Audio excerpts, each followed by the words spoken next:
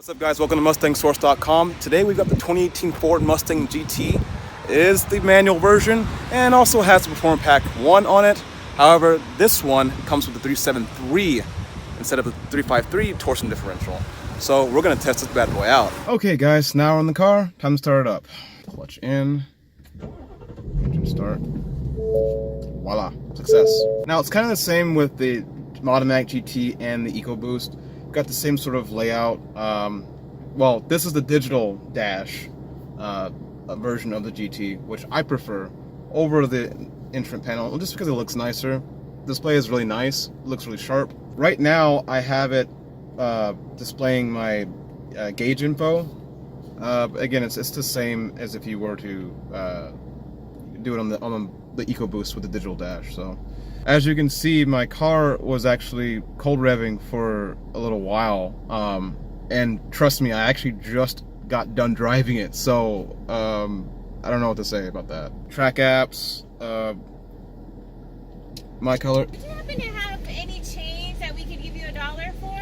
I actually have no cash, I'm sorry. No worries. Yeah. Do they really enforce these though? They do enforce them, but I'll tell you a secret. If you actually, they don't enforce this as much as they do over in the Riviera, where the shopping carts are. So you might get away with this. They don't come around that often, but they do enforce it. Yeah. All right. So sorry about that. All right. No worries. Thank you. Sorry about that. Had a little interruption. Same as before. You go to push the pony icon here. It's off screen.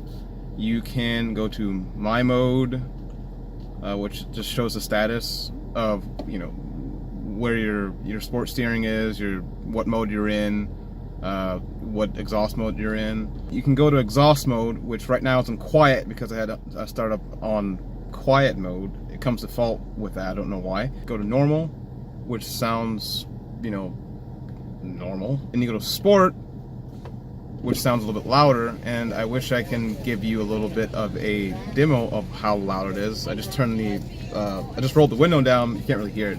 I'll give you a demo of it later. And track, which is actually the same, has the same exhaust node. That is the active exhaust technology, the same sort of MPP technology as on GM's Camaro SS, 2SS I should say. Performance shift indicator, it's kind of annoying. Put it on sport mode, or you can even see it here. There is a line right there, and originally when I got the car, the shift indicator had the beeping on, which is kind of annoying, especially when you're wanting to push it to the absolute limit before you can shift, because it's kind of jarring and it's really loud. And so yeah, it's time to take it for a spin. So one thing you have to know about the Mustang GT manual is that the clutch is very heavy, especially for those who haven't driven a manual transmission before. There's a curve to learning the clutch positions, especially the biting point in this car, because the clutch wants to spring up so much. It's kind of hard to find the biting point and apply an even amount of clutch and throttle.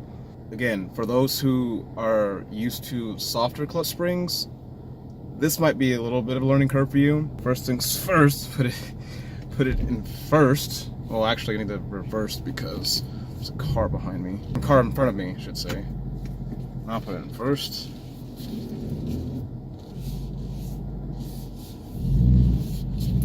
When you have a clutch that's so heavy, it could be a little bit of a nuisance. And the reason why is because when you're trying to find that biting point and the torque starts to move the car forward, the accelerator also automatically kicks in just a little bit. And sometimes when you're trying to, sorry, there's a car that's going really fast behind me.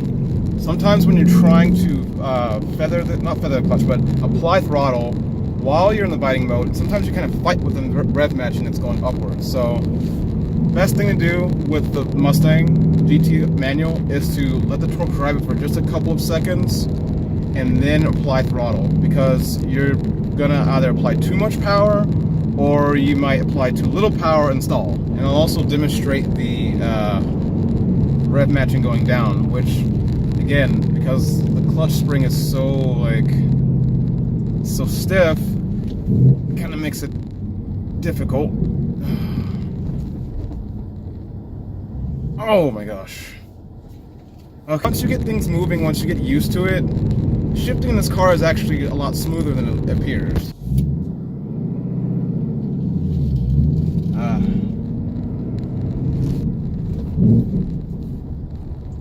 I still, for me personally, I still rev match on my own because it's just how I learned to drive, manual transmission. So, I mean, it's just innate for me personally. Not innate, but it's natural for me to do.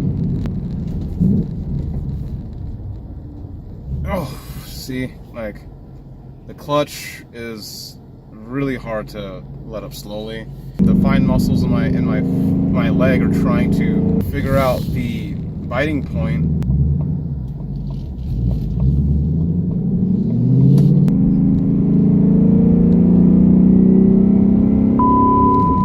You hear that?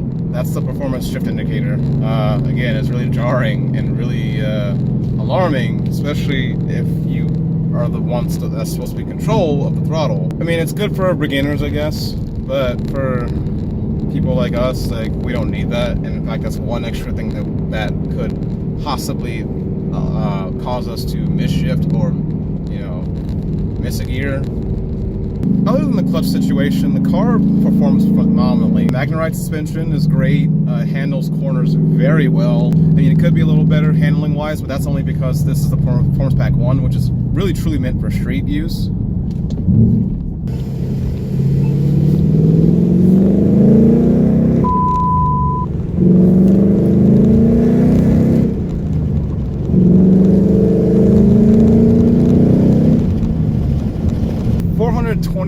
Pound-feet of torque is easily noticeable at first gear, especially with that last pull there.